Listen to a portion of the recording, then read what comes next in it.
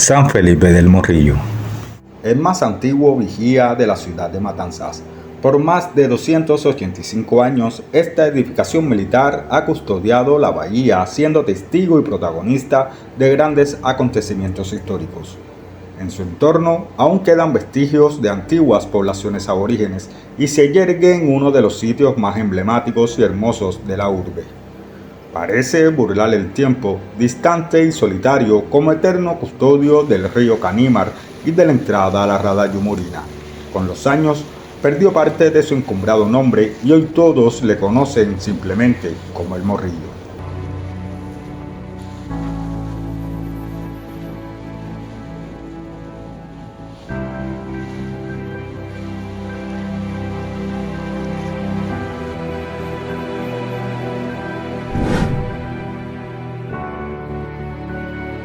El lugar donde está ubicado esta fortaleza militar se distinguió por ser el asentamiento de una numerosa población aborigen. La estratégica ubicación contaba con una playa muy próxima a la desembocadura del río Canímar. Según refiere Orozco, conservador de la ciudad de Matanzas, el espacio gozó de una intensa actividad con la presencia de viviendas de las cuales se han encontrado horcones. A ello se suma el reporte y recolección de numerosas muestras de cerámica, restos de alimentos, accesorios, instrumentos, entre un cúmulo de piezas que se han recuperado en la zona y se exponen al público.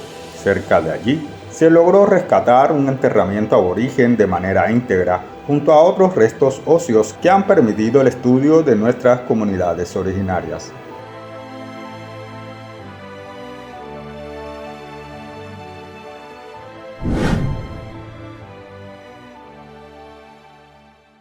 En los primeros siglos, tras el descubrimiento, Matanzas languidecía en una especie de abandono total por parte de la metrópolis española. Fue el apetito colonialista de los ingleses y su toma de La Habana lo que obligó a los españoles a crear un cordón defensivo para proteger sus ricas colonias del Nuevo Mundo.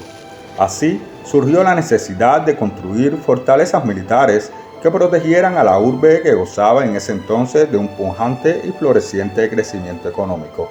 En el año 1740 se construiría en el área un torreón de cantería con el fin de proteger la entrada de la bahía, así como el trasiego de azúcar por el río Canímar. Aunque el torreón fue demolido en los primeros años del siglo XIX, aún se puede apreciar la base de la estructura. Fue en el año 1779 cuando se construye la batería artillada de cantería Barbata. Posteriormente se le adiciona una segunda planta, conservándose ese diseño que ha sobrevivido hasta nuestros días, no sin ser víctima de más de un percance. En el siglo XIX, el Morrillo deviene en uno de los más importantes enclaves militares con que cuenta la ciudad. Los artilleros de esta batería de costa gozaron de fama por su destreza y puntería. Orozco narra el papel desempeñado por estos soldados durante el asedio de buques norteamericanos durante el desenlace de la Guerra del 95. Los cañones han logrado resistir el fuerte embate del Salitre. Son también testigos silenciosos de cuanto ha acontecido en el lugar.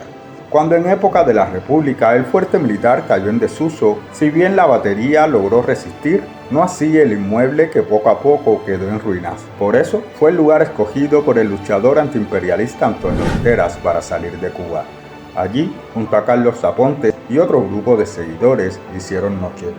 Pensaron que ante lo apartado del sitio y el abandono de la edificación, lograrían escapar rumbo a México sin llamar la atención de las autoridades. Pero sucedió todo lo contrario.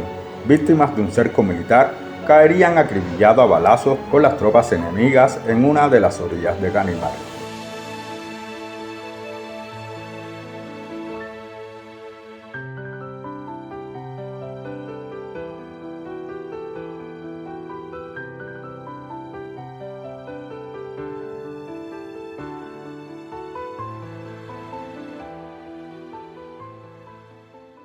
Si bien este suceso trascendental colocaría al Morrillo definitivamente en un lugar prominente en los libros de historia, no fue hasta los años 70 del siglo XX que disfrutaría de una segunda oportunidad al ser objeto de una amplia remodelación que le devolvería todo su esplendor. Tras un intenso proceso de rehabilitación, reabrió sus puertas el 8 de mayo de 1975 como museo memorial. En una ceremonia militar, son trasladados hasta el inmueble los restos de guiteras y apuntes. Tiempo después, sería declarado Monumento Nacional. Los siglos han pasado, pero esta batería de costa conservará por siempre su relevancia histórica en nuestro espacio geográfico. San Felipe del Morrillo se yergue majestuoso y admirable, coqueto se pudiera decir, sobre los dientes de perro. Desde varios puntos de la zona asoma su imagen imponente, integrándose de forma armoniosa con el hermoso paisaje. Es como si siempre hubiese estado allí desde tiempos inmemoriales. Sin dudas, se trata de uno de los símbolos más prominentes de la ciudad, de esos que sostienen y encumbran nuestra matanceridad.